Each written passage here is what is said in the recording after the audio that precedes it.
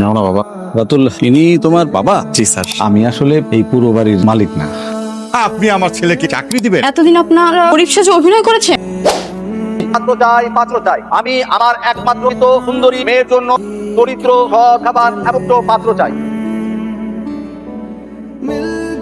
তবে একটি শর্ত হচ্ছে পাত্রকে ভাবে ধনী হওয়া চলবে না।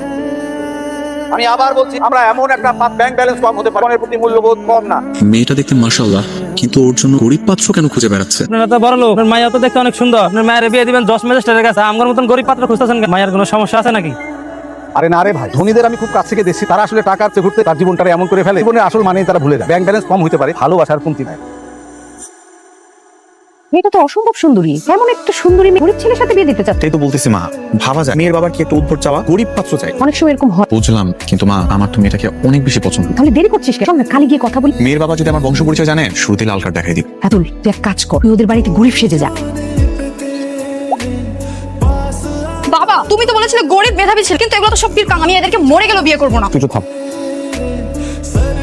আমার অ্যানাউন্সমেন্টটা ঠিক মতো শুনছিলাম। আমি আমার একমাত্র মেয়ের বিয়ের জন্য পাত্র খুঁজছি। ঠিকঠাক, আমি পাত্রটা খুঁজছি হচ্ছে শিক্ষিত, নম্র, গুড লুক, এরকম একজন পাত্র। কিন্তু তোমাদের দেখে মনে হয় যে এলাকায় থাকো সেই এলাকায় 7 দিন ধরে দুর্ভিক্ষ চলছে।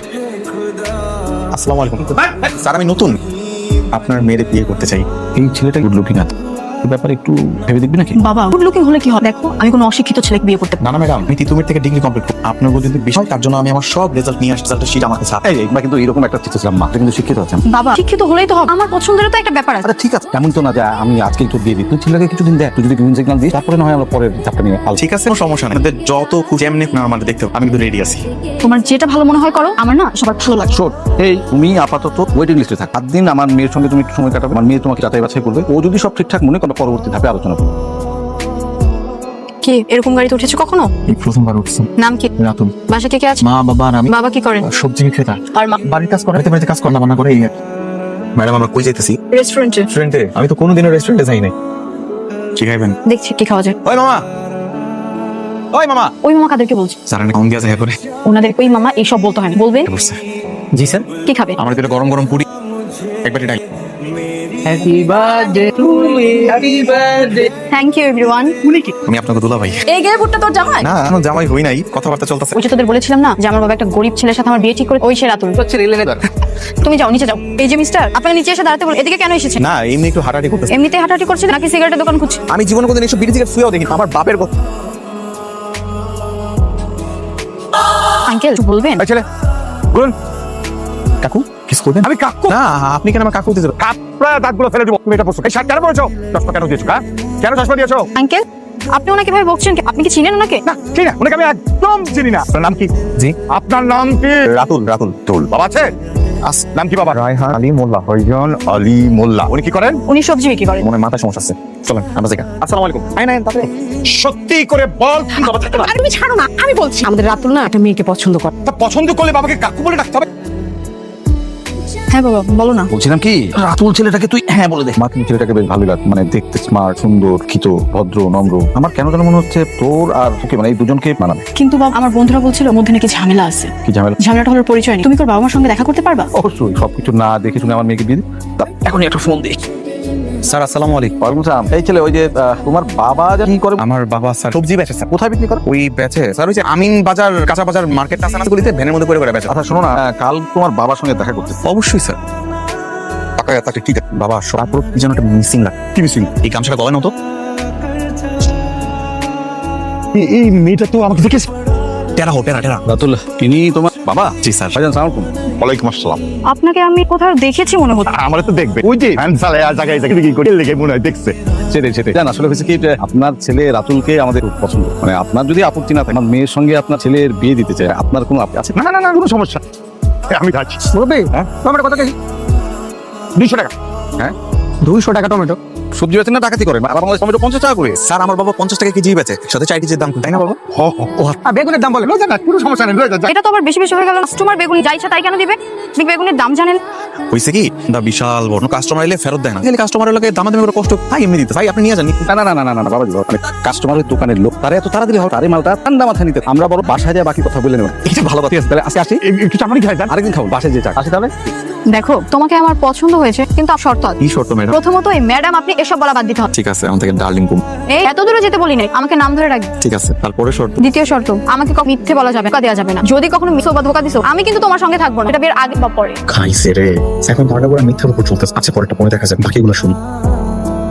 কি ভাবছো? না, আমি তো এই শর্ত রাজি। তারপরে শর্ত? 3 নম্বর শর্ত হচ্ছে, তুমি তো শিক্ষিত একজন মেধাবী ছেলে, আমাকে নিজের টাকা উপর সংসার করতে হবে। আমার বাবার কি আছে না আছে এটা কিন্তু মাথা ঘামানো যাবে না। রাজি, আমি একদম রাজি। কিন্তু প্রথম শর্ত দরকার ছিল, আপনার শর্ত আছে? আচ্ছা, এটাই সবচেয়ে বড় শর্ত।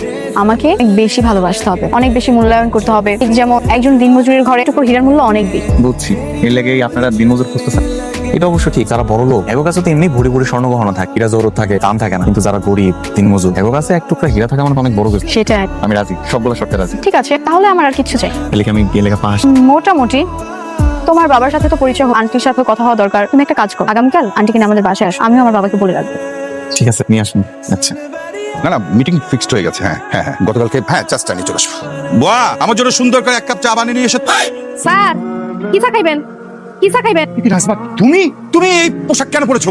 কি কেমন লাগছে আমাকে? বুয়ার মতো লাগছে না? ভাবছি এই কয়দিন বাসার সমস্ত কাজ আমি নিজে করব। কেন বলো তো? তাই তো, কারণ হচ্ছে এই কয়দিনে বুয়ার ট্রেনিংটা হয়ে যাবে। এতে করে আমি যখন বিয়ে বাড়িতে যাব, আমার আর বুয়ার অভিনয় কোনো প্রবলেমই হবে না। বাহ, গাছে কাঁঠাল গোপে তোমার ছেলে রীতিমতো বাজার গোল আলু বানিয়ে।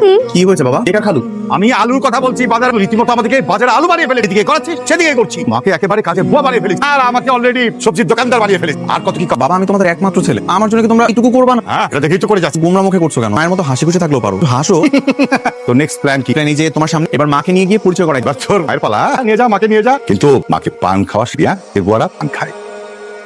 স্যার, আমার মা। আসসালামু আলাইকুম। বসেন বসেন। আরে আরে আরে, সবাই বসেন। তা আপনি কি যেন করেন? কাম করিস আর? হ্যাঁ? মানে ওই বাসন কোসন ধোয়া, কাপড় ধোয়া, আবার রান্না বান্না, কাজের বুয়া। আচ্ছা স্যার, দেখে বুঝতেছেন অনেক এক্সপার্ট, কিন্তু দেখছিস, তুই খালি সন্দেহ করিস, অনেকগুলো কথা বলিস। তো ফোনটা বাজ। না তো, আমার তো ফোন বাজে না বাবা। আমার ফোন বাজছে, আমি ফোনটা ধরি প্লিজ। আমার ফোন বাজাই, কাইটটা দিছি। দেখি দেখি, এটা তো আইফোন। আপনার কাছে এত দামি ফোন কিভাবে আসলো? ওই যে কাম করি না বাসায়, ওই বাসা থেকে কি করছি? এই মা, ওইটা মানে যে ভাষায় কাজ করে, বড় লোক বিদেশে থাকে তো, গিফট করছে আর কি। স্যার, মিটাইছিলাম স্যার, গিফট পাইছি। ভাই সাহেব, তাহলে বিয়ার দিন তারিখ কবে? আমাদের রিকোয়ারমেন্ট, আমাদের চাহিদা ছেলে যেহেতু আমরা পেয়ে গেছি, সেক্ষেত্রে আমরা আসলে দেরিটা করতে চাই। কিন্তু রোববার সামনের শুক্রবারে আমরা কাজী অফিসে সেরে ফেলছি। আলহামদুলিল্লাহ। কিসের আলহামদুলিল্লাহ? কাজী অফিস কেন? তুমি আমাদের একমাত্র ছেলে, ওর বিয়ে আমরা কত বড় করে ধুমধাম করে দেবো কাজী অফিস। কথাটা তো শোনো, তো কোনো রকম মেয়েটারা বিয়েটা করি, তারপর আমাকে পরিচয় দিয়ে বড় করে বিয়ে করুন। কোনো সমস্যা? জি না, কোনো সমস্যা না, আমরা রাজি। আচ্ছা, তাহলে আগামী শুক্রবার মানে 2 তারিখ, 2 কাজী অফিসে বিয়েটা শেষ হলো, ঠিক আছে?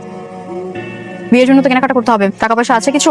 কত টাকা লাগবে? বিয়ের খরচ মিনিমাম তো 20 থেকে 30 হাজার টাকা লাগবে। এত টাকা তো আমার কাছে নাই। ঠিক আছে, তুমি পছন্দ করো, আমি দেখছি। ঠিক আছে, এটা দেখো, এটা দেখতেও সুন্দর, দামও কম, ভালো লাগবে তোমার। নাও। আর তোমার ওয়েস্ট 33 34 ভাইয়া 34 ওয়েস্ট একটা প্যান্ট দেখ, এই দুইটা যে ট্রাই, এই শার্টটাও প্যাক করে দেন।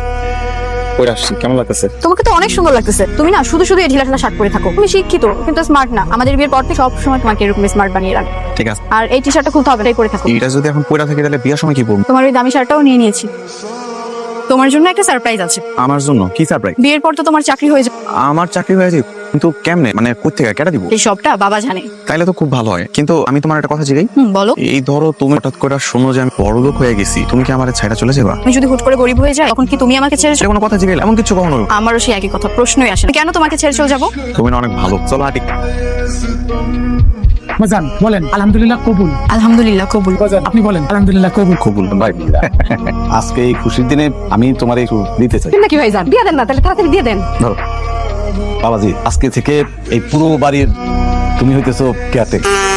এইসব আপনি হইতেছে না, হইতেছেন গিয়া এই বাড়ি মাল। আপনি আপনার নিজের জামাইদের সামান্য একটা কেয়া চাকরি দিলেন, আলু চাকরি তো দিতে পারতেন। ভাইজান, একটা সত্যি কথা বলি। জি বলুন। আমি আসলে এই পুরো বাড়ির মালিক। যিনি মালিক তিনি বিদেশে থাকেন, আমি এই বাড়ির কেয়ারটেকার। What? এসব আপনি কি বলতেছেন? একটা জিনিস কিছুতে বুঝতে পারছি, মানে দীর্ঘদিন ধরে আপনাকে দেখেছি, আপনি একটু চোখের সমস্যা, মানে টেরা দেখ। আমি এই বাড়ির কেয়ারটেকার শোনার পরে হঠাৎ করে আপনার চোখটা এমন করে সোজা হয়ে গেল। মুখের কথা বাদেন, সত্যি কথা বলেন তো, আপনি কি সত্যি কেয়ারটেকার? জি। তার মানে এই বাড়ি গাড়ি কিছুই আপনাদের না? জি না। আমি একটু বলি, আমরা দীর্ঘদিন ধরেই এই বাসাতে আছি। আমার বাবা ছোটবেলা থেকে এই বাড়ির কেয়ারটেকার, আর এই বাড়ির মালিক বিদেশে থাকেন। তখন থেকেই বাবা এই নিজের বাসার মতন করেই দেখা, আর আমিও ওভাবেই মানুষ হয়েছি। কিছুদিন আগে এই বাড়ির যিনি মালিক তিনি ফোন দিয়েছিলেন। উনি বলেছেন আমার যেহেতু বয়স হয়ে গেছে, নতুন করে একজন টেকে নেওয়া হবে যে শিক্ষিত এবং সুদর্শন হবে। আর সেজন্যই বাবা ছেলে 2 পাখি মারতে চেয়েছে। মেয়ের জন্য মেধা সৎ ছেলে আর কেয়ারটেকার। তাহলে এত বড় ধোকা? এমন ভাব দেখাচ্ছেন বড় কিছু নাকি? আপনি তো রাস্তার ধারে ঠেলার মধ্যে সবজি, আপনার ছেলে যে এটা এত বড় বাড়ি সেটা তো আপনাদের সৌভাগ্য। শোনেন, এটা আমাদের জন্য সৌভাগ্য, এটা আমাদের জন্য অনেক বড় একটা দুর্ভাগ্য। ভাবে আমার ঝিয়ে বলেন তো, এমন তো কিছু না। আমি গরিব মেধাবী একটা ছেলেকে নিয়ে এসেছে, সে তাকে এত বড় একটা বাড়ি থেকে চাকরি দিচ্ছে, সেটা তোর জন্য সৌভাগ্য। বাবা ওনারা ঠিকই বলছেন, ভুলটা আসলে ওনারা করেন, ভুলটা আমরাই করেছি। মানে হচ্ছে আঙ্কেল, আপনি যে বাড়ির কেয়ারটেকার হিসেবে আছেন তাতে আমাদের এরকম আরো 3টা বাড়ি আছে। 3টা বাড়িতে 6 জন কেয়ারটেকার, আমি বেতন ভাতা দিয়ে রেখে, আর আপনি আমার ছেলেকে চাকরি দিবে? How funny. তার মানে এতদিন আপনারা গরিব সেজে অভিনয় করেছেন, আমাদেরকে এতবার ধোকা তো তোমরাও আমাদেরকে দিয়েছো, কিন্তু তফাৎটা ছিল এইটুকুই, আমরা যা কিছু তোমার জন্য, কারণ আমার মা বাবা খুব ভালো করে জানে আমাকে ভালোবাসি, আর তোমাকে পুরো করার জন্য ওনারা এত কিছু। ভাইজান, তাহলে তো আর কোনো কাহিনী নাই। আপনি যেহেতু মেয়েরে পছন্দ করেন, এখন আপনি শহরে বিত্তবান, বিয়ে যে করানো হয়ে গেলে মেয়ের জন্য একটু দোয়া করে দিন। না, আমি মানি কেন আঙ্কেল? কারণ আমি গরিব, আর আমি কোনো ধনীর ছেলের সাথে বিয়ে দেবো না। একে আপনি অন্যায় করেছেন, তার উপরে আবার দেখাতে। আমি মোটেও বলিনি যে আমি বড় লোক পাত্র নিতে চেয়েছি, আমার মেয়েকে গরিব ঘরে দিই। আমার একমাত্র শর্ত ছেলে বড় লোক হতে পারে। আচ্ছা আঙ্কেল, আপনার কাছে কি মনে হয় মেয়ে যদি আমাদের ঘরে বউ হয়ে অনেক বেশি অসুখী থাকবে? সুখী হবে না। সেটা আমি আমার জীবন দিয়ে আমার বোন খুশি নিজে ঢাকা শহরের সবচেয়ে বড় বিয়ে করেছে, নিজের বিয়ে করে ছুটে গিয়েছিল বাড়ি থেকে। একটা বছর কাল আমার সেই বোনের লাশ আমি দাফন করেছি।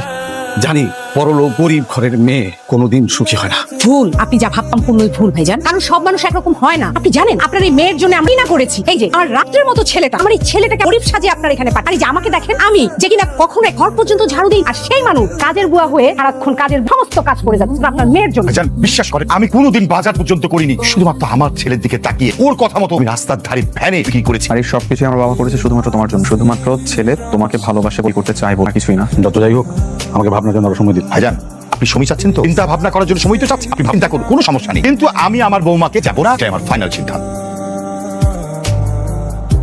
দেখলা, অবশেষে তোমার বাবা তোমার জন্য এই বড়লোক জামাই কিন্তু মেনে নিল। সেদিন তাহলে আমার বন্ধুরা ঠিকই বলছি, ডাল মে আলা হে। আমিও তো বলেছিলাম এই ডালের কালারটা তোমাদের এই দুলাভাই হবে, তাই তো হলো। আমরা দুই পরিবার মিলে সেই পরিমাণে লুকোচুরি খেলাম, আমার এটা আজীবন মনে। আচ্ছা, এসব কথা বাদ, কথা বলো তো। বাবা যেটা নিয়ে ভয় পাচ্ছে সেটাই তো সত্যি হলো, এখন আমি যেটা নিয়ে এটা আবার সত্যি মানে এই যে কিছুদিন পর আমাকে আর আগের মতো ভালোবাসবে করবে না, আমাকে অবহেলা করে কষ্ট দেবে, এরকমটা হবে না তো? বিয়ের আগে আমাকে কি শর্ত দিয়েছিলে মনে আছে? তুমি আমাকে বলে একটা দিন মজুর যদি একটা হিরের, সেটাকে যেরকম ভাবে যত্নে রাখবে, মূল্যায়ন করবে, আমি যেন তোমাকে একই রকম ভাবে মূল্যায়ন করি। আমি যতই বড় লোক হই না, যাই হই না কেন, আমি কিন্তু তোমার কাছে দিন মজুরটা হয়ে থাকবে, আর ওই হিরের টুকরার মতো তোমাকে আগলে রাখবো, প্রমিস।